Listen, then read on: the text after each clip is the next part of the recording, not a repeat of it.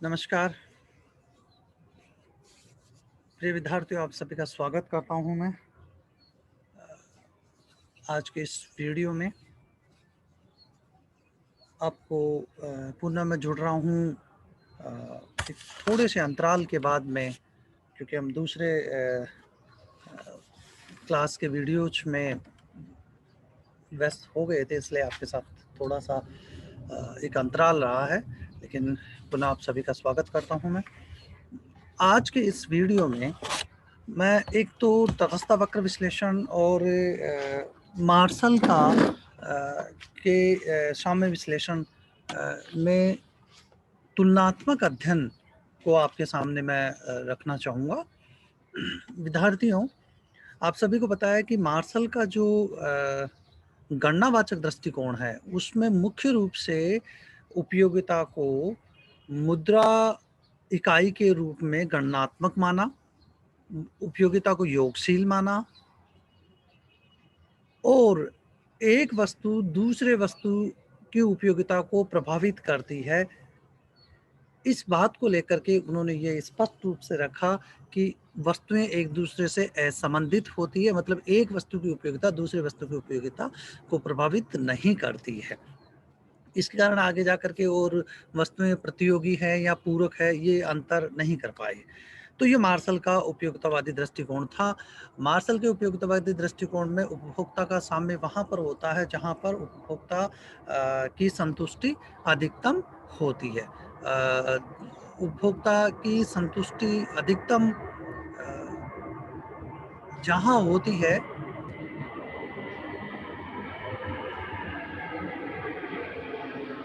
वहाँ पर उपभोक्ता साम्य अवस्था में होता है।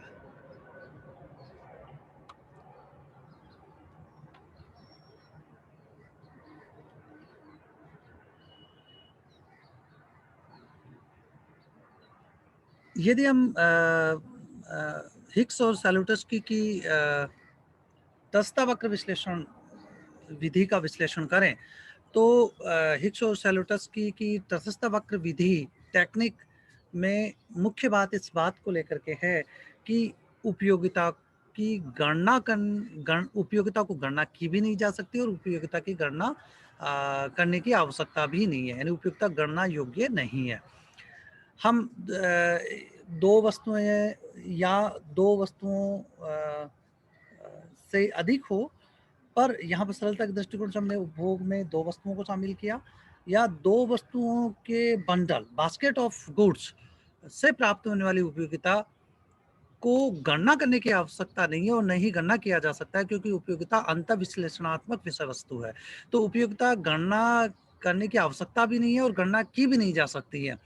परंतु वस्तुओं के विभिन्न बंडल्स या विभिन्न वस्तुओं से प्राप्त होने वाले उपयोगिता को कम या ज्यादा के रूप में क्रम दिया जा सकता है। जैसे मान लीजिए कि आप के सामने दो वस्तुएं हैं, एप्पल और केले। तो एप्पल से प्राप्त होने वाली उपयोगिता केले से प्राप्त होने वाली उपयोगिता से ज्यादा है, तो हम ये कहेंगे कि एप्पल से उपयोगिता ज्यादा मिल रही है बनाना की तुलना में। बस ये बात यहाँ पे, यानी एक कम और ज्यादा के रूप में हम उपयोगिता को क्रम दे सकते हैं। क्रमवाचक दृष्टिकोण में जो मुख्य टूल है वो है तटस्थ वक्र विश्लेषण। तटस्थ वक्र विश्लेषण क्या बताता है, मैं ये आपको एक बार पुनः एक बार समरी के रूप में आपके सामने, सिंहावलोकन के रूप में आपके सामने रखना चाहूंगा कि तटस्थ वक्र का अर्थ है, तटस्थ का मतलब है तटस्थ होना। तटस्थ कब होता है व्यक्ति, इधर भी आपको उतना ही फायदा दिख रहा है और इधर भी आपको इतना ही फायदा दिख रहा है, तब दोनों के प्रति आप तटस्थ हो जाते हैं। तो तटस्थता का अर्थ ये नहीं है कि आप निर्णय नहीं ले पा रहे हैं, बोले तटस्थता या उदासीन है। तटस्थता का अर्थ यहाँ पे यह है कि दो वस्तुओं के जो कॉम्बिनेशन बन रहा है हमारे कंजप्शन में, उनसे प्राप्त होने वाली उपयोगिताएं समान है। इसके कारण वो ए बिंदु के प्रति और बी बिंदु के प्रति वो तटस्थ है, यानी वो उनमें से किसी का भी वो चयन कर सकता है, क्योंकि समान संतुष्टि उसको उपभोक्ता को प्राप्त हो रही है। तो तटस्थता की परिभाषा है कि तटस्थ वक्र दो वस्तुओं के उन विभिन्न संयोगों को दर्शाता है जिनसे उपभोक्ता को समान संतुष्टि प्राप्त होती है।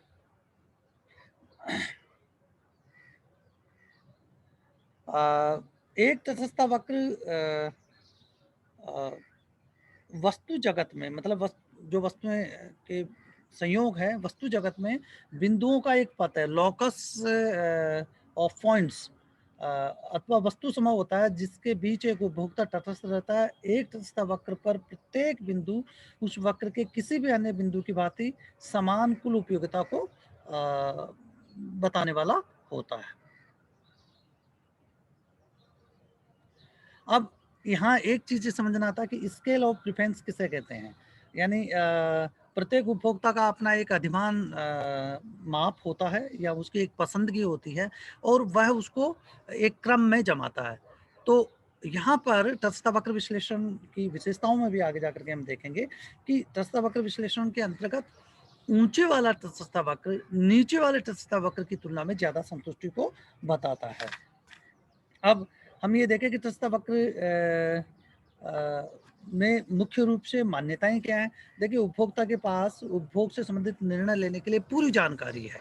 वस्तुएं कितनी हैं, वस्तुएं कहाँ मिल रही है, उसकी कीमतें क्या हैं, उसको वो वस्तुएं विभाजनशील है। विभिन्न वस्तुओं के जो बास्केट ऑफ गुड्स है, मतलब एक टोकरी में बहुत सारी वस्तुएं रखी है और उसको ए कह दें, और बी टोकरी में बहुत सारी वस्तुएं रखी हुई है उसको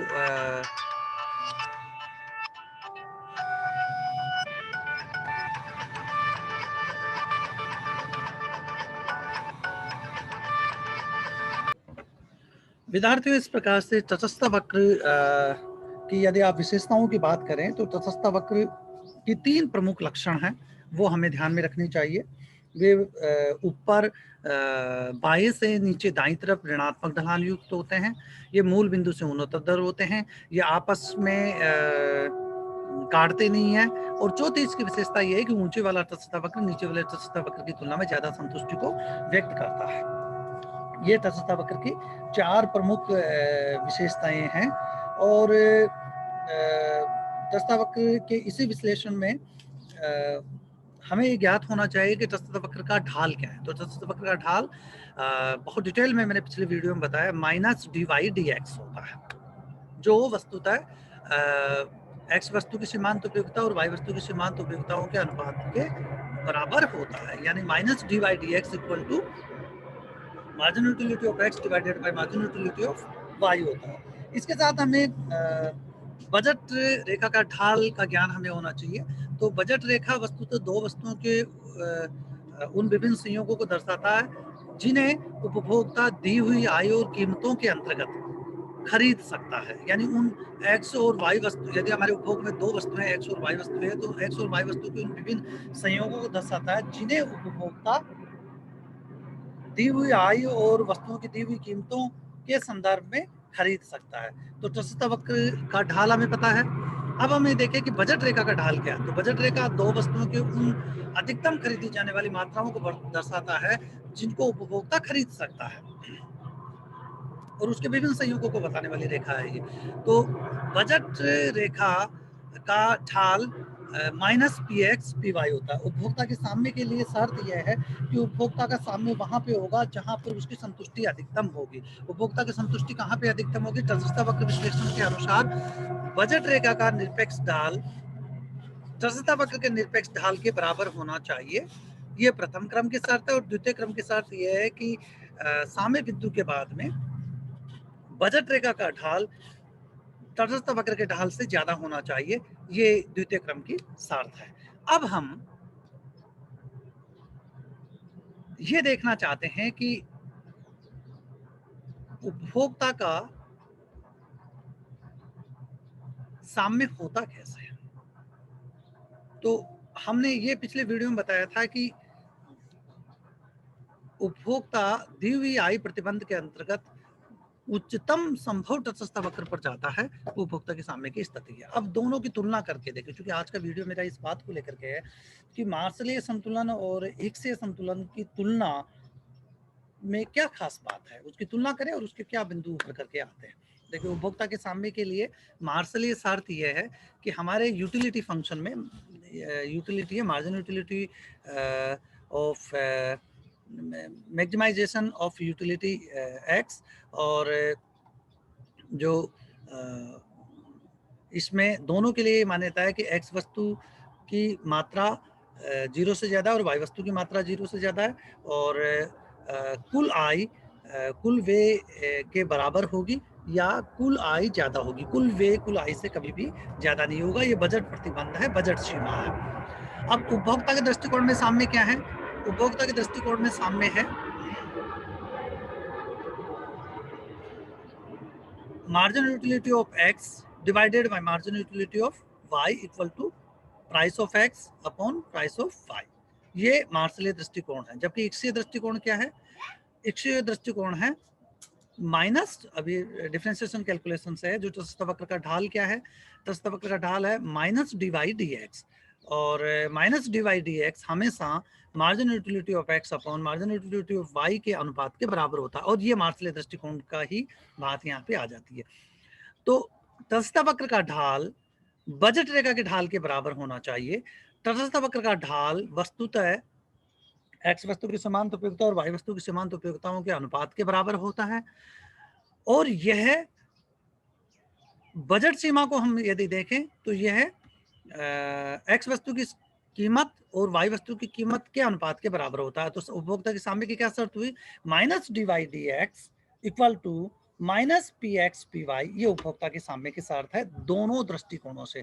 तो ऊपरी दृष्टिकोण से यदि हम देखें तो दोनों से एक ही निष्कर्ष प्राप्त हो रहा है। दोनों दृष्टिकोणों से संतुष्टि अधिकतम जहां पे उपभोक्ता की होती है वो उपभोक्ता के सामने की अवस्था है। अंतर इस बात को लेकर के, लेकिन पहले ये देखें, अतः दोनों वस्तुओं के संदर्भ में समान निष्कर्ष प्राप्त होते हैं, परंतु वस्तुतः दृष्टिकोण के अंतर की उपेक्षा नहीं की जा सकती है। मार्शलीय साम्य समीकरण में वस्तुओं की सीमांत उपयोगिताओं को मुद्रा के रूप में मापा जाता है। दो वस्तुएं परस्पर असंबंधित है, परंतु हिक्सीय क्रमवाचक उपयोगिता दृष्टिकोण में इष्टतम साम्य के लिए बजट रेखा का ढाल बराबर सीमांत प्रतिस्थापन दर margin rate of substitute x for y बराबर होनी चाहिए। यानी बजट रेखा का ढाल इक्वल टू